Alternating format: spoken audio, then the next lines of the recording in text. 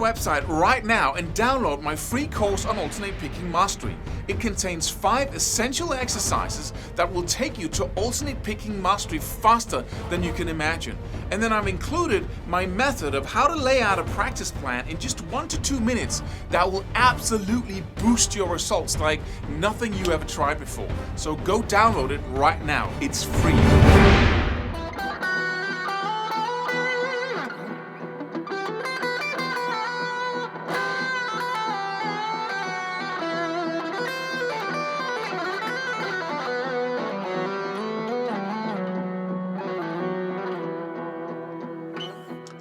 How do you self-evaluate and self-correct?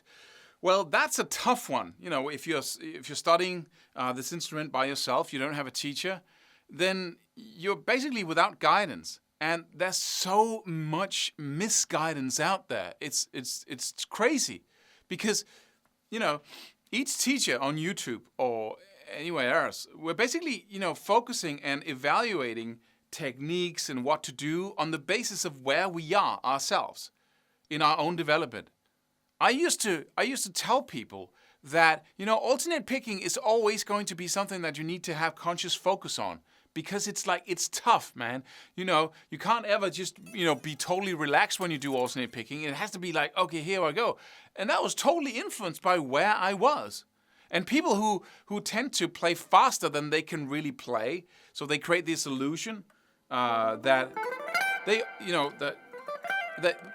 that's because that's the way they learned how to create the illusion of playing fast. And when I say illusion, I mean, if you're not playing the notes you want to play, then what is it that you're really playing fast, right? And so it is an illusion, and that's an okay illusion when you're performing and playing in front of others. But when it comes to practicing, teaching anyone that you should play faster than you can, which is an impossibility, right?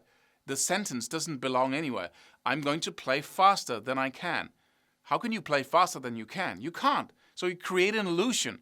You make up something that sounds like, bursts of speed and that's fine when you perform. But when you practice, don't practice not playing what you want to play. So people are going to tell you things that are really bad advice, inaccurate, misleading, because that's where they are. They don't do it because they're bad people. They just do it because that's the world they're in. That's the level, or that's how they do it, right? And so it's really tough to figure out who to listen to. And if people tell you something that you're playing along, right, and they tell, you should hold your hand in a totally different way. And you say, I have this problem with my picking, or I have this problem with reaching those notes. And you can't trust the advice you get, because some people, you should totally hold your hand in another way. You have to be the judge of everything.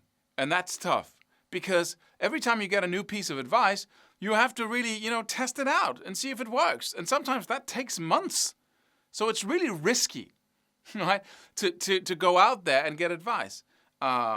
So what I urge you to do is to not just pick, because most people they pick their idols based on how they play, which is cool. But when you pick your teachers, don't do it based on their music or how great you think they are. Look for what is going on with their hand. If they pick like this to make things happen, hold their hand in a weird position.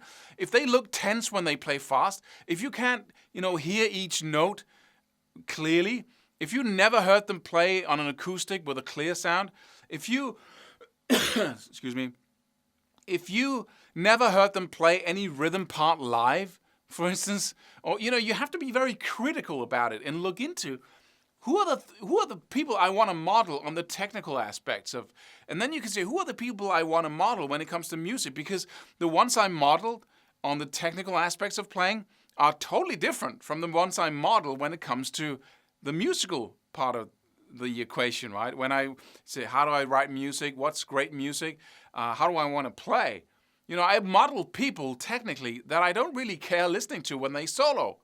But because their technique is so freaking perfect compared to everyone else. And who are that? Who are those people? Well, if I tell you, and I should, I tell you in other videos, but I basically looked into when it came to picking, and there are so many other aspects of playing guitar and people you can model.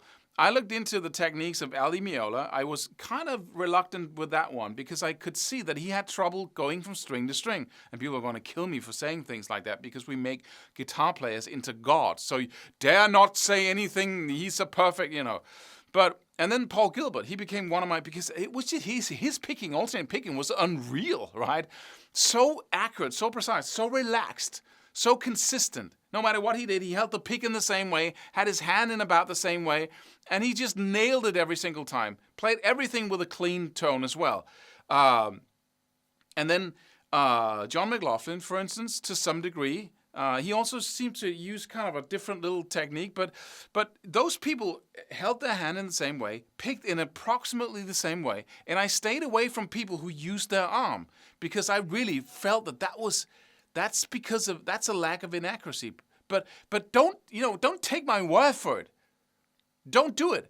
You have to go out there and see for yourself who you want to model, and it's a journey. It's with a lot of uncertainties and a lot of monsters lurking in the bushes, but you have to make that trip, and then take advice from people that you respect. If you're stuck in your picking, then take advice from someone, and then take advice from another. Get a second opinion, right? Listen, what are you saying about the same thing? What do you say, and how do you pick? Where did you get? To what level? How are you picking? How are you playing? What level did you get to with the stuff that's in your head? So keep being very critical to everything, and then take what you think works the best, and that's the journey. That's simply how to do it. And basically, if I think about when I started getting really serious about playing guitar, and I gained some clarity. At the point I had clarity was the point at which I started really having some freedom on this instrument, right? Things were coming together for me.